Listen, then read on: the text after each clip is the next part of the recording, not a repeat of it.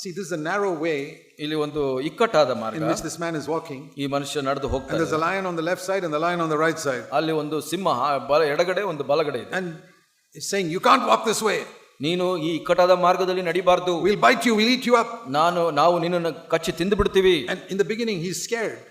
ಪ್ರಾರಂಭದಲ್ಲಿ ಆತನಿಗೆ ಭಯ ಆಗುತ್ತೆ. How can I go? One lion this side, one lion that side. ಈ ಕಡೆ ಒಂದು ಸಿಂಹ, ಆ ಕಡೆ ಒಂದು ಸಿಂಹ. That's a picture of the devil. ಅದು ಸೈತಾನನ ಚಿತ್ರಣ. But if you look carefully, ನೀವು ಜಾಗರೂಕವಾಗಿ ನೋಡಿದ್ರೆ, you see the lion on the right side, you see a chain coming from there. ಆ ಒಂದು ಸರಪಳಿ ಕಟ್ಟಲ್ಪಟ್ಟಿದೆ ಆ ಇದಕ್ಕೆ. And the other lion also has got a chain. ಆ ಇನ್ನೊಂದು ಸಿಂಹಕ್ಕೆ ಕೂಡ ಸರಪಳಿ ಕಟ್ಟಲ್ಪಟ್ಟಿದೆ. That teaches us that God holds the devil back with a chain. ಅಲ್ಲಿ ಏನ್ ತೋರಿಸುತ್ತೆ ಅಂದ್ರೆ ದೇವರು ಆ ಒಂದು ಸರಪಳಿ ಹಾಕಿ ಆ ಸೈತಾನನ್ನ ಹಿಡಿದಿಡ್ತಾನೆ. So if you walk the narrow way that Jesus walked, Satan can't touch you. ಯೇಸು ಸ್ವಾಮಿ ನಡೆದಂತ ಇಕ್ಕಟ್ಟಾದ ಮಾರ್ಗದಲ್ಲಿ ನೀವು ನಡೆದು ಹೋದ್ರೆ ಸೈತಾನನ್ನು ಮುಟ್ಲಿಕ್ಕೆ ಸಾಧ್ಯವಿಲ್ಲ. Because they cannot come into the narrow way. ಯಾಕೆ ಅಂದ್ರೆ ಇಕ್ಕಟ್ಟಾದ ಮಾರ್ಗಕ್ಕೆ ಸೈತಾನನ್ನು ಬರ್ಲಿಕ್ಕೆ ಸಾಧ್ಯವಿಲ್ಲ. Let me show you Isaiah in chapter 35. ಯೆಶಾಯ 35ರಲ್ಲಿ ನಾವು ನೋಡೋಣ. Which describes this picture. ಈ ಒಂದು ಚಿತ್ರವನ್ನು ತೋರಿಸಲ್ಪಟ್ಟಿದೆ. Isaiah 35. Jeshaiah 35 and it says in verse 8. 8ನೇ ವಚನದಲ್ಲಿ Isaiah 35 verse 8 and 9 and 10. 8 9 10. There's a highway there which will be called the highway of holiness. ಅಲ್ಲಿ ರಾಜಮಾರ್ಗವಿರುವುದು, ಅದು ಪರಿಶುದ್ಧ ಮಾರ್ಗ. And that is what Jesus called the narrow way that leads to life. ಅದನ್ನೇ ಯೇಸು ಸ್ವಾಮಿ ಹೇಳಿದ್ದು, ಇಕ್ಕಟ್ಟಾದ ಮಾರ್ಗ ಜೀವಕ್ಕೆ ನಡೆಸುವ. See, this is a very narrow way. ಇದು ಬಹಳ ಇಕ್ಕಟ್ಟಾದ ಮಾರ್ಗ. And verse 9, no lion will be on that way. ಅಲ್ಲಿ 9ನೇ ವಚನದಲ್ಲಿ ಸಿಂಹವು ಅಲ್ಲಿರದು, no vicious beast can come on that way. ಕ್ರೂರ ಜಂತುಗಳು ಅಲ್ಲಿ ಸೇರದು. But the redeemed will walk there. ಆದರೆ ಬಿಡುಗಡೆ ಹೊಂದಿದರು ಅಲ್ಲಿ ನಡೆಯುವರು. Ransomed of the Lord will come with joyful shouting to Zion. ವಿಮೋಚಿಸಿದವರು ಹಿಂದಿರುಗಿ ಶಾಶ್ವತ ಸಂತೋಷವೆಂಬ ಕಿರೀಟವನ್ನು ಧರಿಸಿಕೊಳ್ಳುವರು. It's when we go away from that narrow way, ನೀವು ಆ ಒಂದು ಇಕ್ಕಟ್ಟಾದ ಮಾರ್ಗದಲ್ಲಿ ನಡೆದು ಹೋಗುವಾಗ, when you start accusing other people, ನೀವು ಬೇರೆ ಇತರರನ್ನು ದೂಷಿಸುವುದನ್ನು ನಿಲ್ಲಿಸಿದ್ರೆ, when you start watching dirty pictures on your computer or smartphone, computer ನಲ್ಲಿ ನೀವು ಕೆಟ್ಟ ಚಿತ್ರಗಳನ್ನು then you are going away from the narrow way. ಅವಾಗ ಆತರ ಮಾಡಕ್ಕೆ ಪ್ರಯತ್ನ ಮಾಡಿದ್ರೆ ಈ ಒಂದು ಇಕ್ಕಟ್ಟಾದ ಮಾರ್ಗದಿಂದ ದೂರ ಹೋಗ್ತಾ ಇದ್ದೀರಾ. What will happen to him if he goes away from the narrow way, left side or right side? ಆ ಒಂದು ಇಕ್ಕಟ್ಟಾದ ಮಾರ್ಗದಿಂದ ಎಡಗಡೆ ಬಲಗಡೆ ಹೋದ್ರೆ ಏನಾಗುತ್ತೆ? Then the lion grabs him. ಆ ಒಂದು ಸಿಂಹ ಹಿಡಿದು ಬಿಡುತ್ತೆ. But in the narrow way it says here no lion can walk there. ಆ ಒಂದು ಇಕ್ಕಟ್ಟಾದ ಮಾರ್ಗದಲ್ಲಿ ಸಿಂಹವು ಬರದು. We must be very careful to walk the narrow way. ನಾವು ಆ ಒಂದು ಇಕ್ಕಟ್ಟಾದ ಮಾರ್ಗದಲ್ಲಿ ನಡೆಯೋದ್ರಲ್ಲಿ ಜಾಗರೂಕರಾಗಿರ್ಬೇಕು. Jesus said, ಯೇಸು ಸ್ವಾಮಿ ಹೇಳಿದರು in Matthew chapter 7. ಮತ್ತಾಯ 7ರಲ್ಲಿ ಹೀಗೆ ಹೇಳಿದರು. Matthew 7. ಮತ್ತಾಯ 7ನೇ ಅಧ್ಯಾಯ and verse 13 and 14. 13-14. Enter through the gate, narrow gate, because the gate is wide and broad that leads to destruction. ಇಕ್ಕಟ್ಟಾದ ಬಾಗಿಲಿಂದ ಒಳಗೆ ಹೋಗಿರಿ, ನಾಶಕ್ಕೆ ಹೋಗುವ ಬಾಗಿಲು ದೊಡ್ಡದು, ದಾರಿ ಅಗಲವು. The gate is small, verse 14, and the way is narrow that leads to life.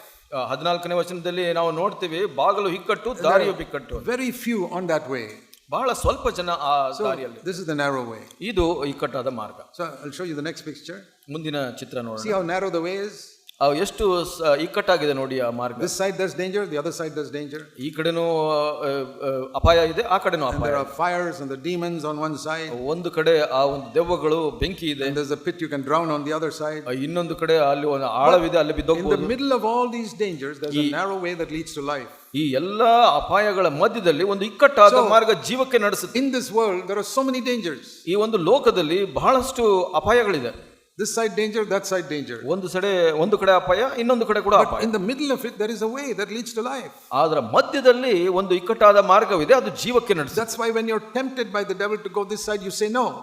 ಅದಕ್ಕಾಗಿ ಸೈತಾನನಿಂದ ನೀವು ಶೋಧನೆಗೆ ಒಳಪಟ್ಟಾಗ ಈ ಕಡೆ ಹೋಗ್ಬೇಕು ಅಂತ ಇಲ್ಲ ಅಂತ ಹೇಳಿ. When he tempts you to look at that dirty picture on your phone or computer, ನಿಮ್ಮ ಫೋನ್ ನಲ್ಲಿ, ಕಂಪ್ಯೂಟರ್ ಅಲ್ಲಿ ಕೆಟ್ಟ ಚಿತ್ರವನ್ನು ನೋಡುವಂತ ಶೋಧಿಸಿದಾಗ ಇಲ್ಲ ಅಂತ ಹೇಳಿ, you'll fall into that demon's hold in the fire there. ಆತನ ಮಾತನ್ನ ಕೇಳಿದ್ರೆ ನೀವು ಹಳ್ಳದಲ್ಲಿ ಬಿದ್ದೋಗ್ತೀರಾ, ಬೆಂಕಿಯಲ್ಲಿ. Or he'll tell you to accuse somebody. ಯಾರನ್ನಾರು ದೂಷಿಸಲಿಕ್ಕೆ ಹೇಳ್ತಾನೆ. You heard some news, go and tell somebody that. ನೀವು ಯಾವುದೋ ಒಂದು ವಿಷಯ ಗೊತ್ತಾಯ್ತು, ಅದನ್ನ ಬೇರೆಯವರಿಗೆ ಹೋಗಿ ಹೇಳು.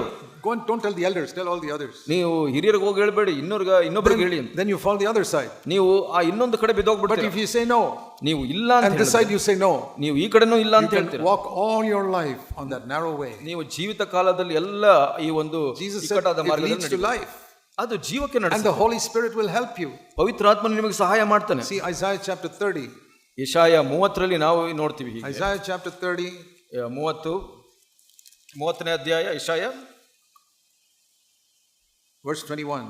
21ನೇ ವಚನದಲ್ಲಿ ಹೀಗೆ ಹೇಳುತ್ತೆ, Ears will hear a word behind you saying, this is the way, walk in it, when you turn to the right or to the left. ನೀವು ಬಲಕ್ಕಾಗಲಿ ಎಡಕ್ಕಾಗಲಿ ತಿರುಗುವಾಗ ಇದೇ ಮಾರ್ಗ, ಇಲ್ಲಿ ನಡೆಯಿರಿ ಎಂದು That means ಆಡುವ ಮಾತು ನಿಮಗೆ ಕೇಳಬಹುದು. if you're taking a step to the left or the right in a wrong direction, ಅದರ ಅರ್ಥ ಏನಂದ್ರೆ, ನೀವು ತಪ್ಪಾದ ಮಾರ್ಗದಲ್ಲಿ ಹೆಜ್ಜೆಯನ್ನ the Holy ತೆಗೆದುಕೊಳ್ಳುವಾಗ Spirit will say, hey, danger, don't go to the left. ಪವಿತ್ರಾತ್ಮ ಹೇಳುತ್ತೆ, ಇಲ್ಲಿ ಅಪಾಯ ಇದೆ, ನೀನು ಆ ಕಡೆ Hey, ಹೋಗ್ಬೇಡ, don't go to the right. ನೀವು ಬಲಕ್ಕೆ ಹೋಗ್ಬೇಡ. Listen to the voice of the Holy Spirit, ಪವಿತ್ರಾತ್ಮನ ಸ್ವರಕ್ಕೆ ಕಿವಿಗೊಡು, because he knows when temptation is coming. ಅವನಿಗೆ ಗೊತ್ತಿದೆ ಇಲ್ಲಿ ಒಂದು ಶೋಧನೆ ಬರ್ತಾ ಇದೆ ಅಂತ. You know, one day we read that David got up from his bed one afternoon, ಒಂದು ಮಧ್ಯಾಹ್ನ ದಾವೀದ ಅವನ ಮಲಗಿದ ಕೋಣೆಯಿಂದ ಎದ್ದು ಬಂದನು. and he walked on the terrace, ಅವನು ಮೇಲ್ಛಾವಣಿಯಲ್ಲಿ ನಡೆದು ಹೋದನು. and he saw Bathsheba having a bath in the next compound. ಮಚ್ಚಿಬಳು ಅಲ್ಲಿ ಸ್ನಾನ ಮಾಡ್ತಾ ಇರೋದನ್ನು ನೋಡಿದನು. And his conscience would have told him, that's not your wife, go away. ಪವಿತ್ರಾತ್ಮ ಅವನ ಮನಸಾಕ್ಷಿ ಹೇಳಿರ್ಬೋದು, ನೀನು ಆ ಕಡೆ ಹೋಗ್ಬೇಡ, Go, don't look at that woman. ಅದನ್ನ ನೋಡಬೇಡ, ಆಕೆನ ನೋಡಬೇಡ. But he did not listen. ಆದ್ರೆ ಆ ಸ್ವರಕ್ಕನ್ನು ಕೇಳಲಿಲ್ಲ. He kept on looking, ಅವನು ಮತ್ತೆ ನೋಡ್ತಾ ಇದ್ದನು. and finally fell into sin with her. ಆಕೆಯ ಜೊತೆ ಪಾಪದಲ್ಲಿ ಬಿದ್ದನು. He fell down.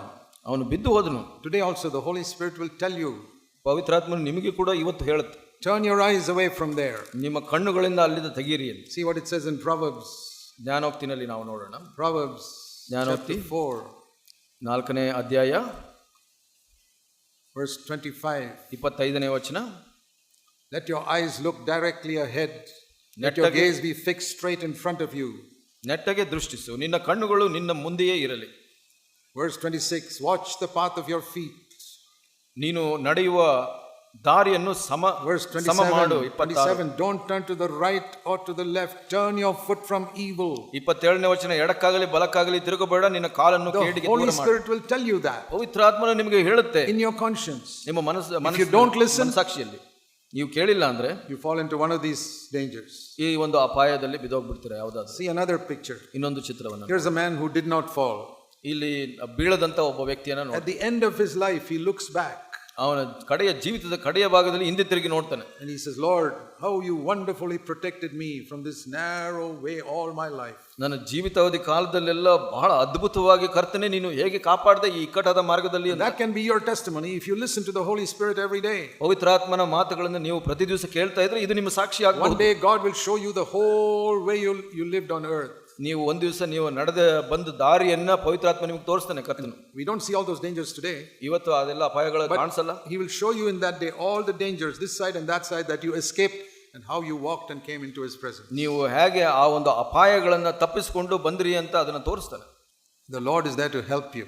ಕರ್ತನು ನಿಮಗೆ ಸಹಾಯ ಮಾಡಲು so that you can end your life like this. ನಿಮ್ಮ ಜೀವಿತವನ್ನ ಈ ತರ ಮುಗಿಸಬಹುದು. Keep this picture in your mind. ಈ ಚಿತ್ರಗಳನ್ನ ನಿಮ್ಮ ಮನಸ್ಸಿನಲ್ಲಿ Lord Jesus, ಕರ್ತನಾದ ಯೇಸುವೇ, at the end of my life, ನನ್ನ ಕಡೆಯ ಜೀವಿತದ ಕಡೆಯಲ್ಲಿ I want to be able to look back like this man. ಈ ಮನುಷ್ಯನಂತೆ ನಾನು ನೋಡಬೇಕು ಸ್ವಾಮಿ ಹಿಂದೆ. And thank you that you protected me from falling this way or that way because I listened to your Holy Spirit in my conscience. ನಿನ್ನ ಸ್ವರವನ್ನು ನನ್ನ ಮನಸ್ಸಾಕ್ಷಿಯಲ್ಲಿ ಕೇಳಿದ್ದಕ್ಕೆ ನೀನು ಅಪಾಯಗಳಲ್ಲಿ ಬೀಳದೆ ಇಲ್ಲದೆ ಕಾಪಾಡೋದಕ್ಕೆ. The Holy Spirit is always there to help you when the devil is attacking you.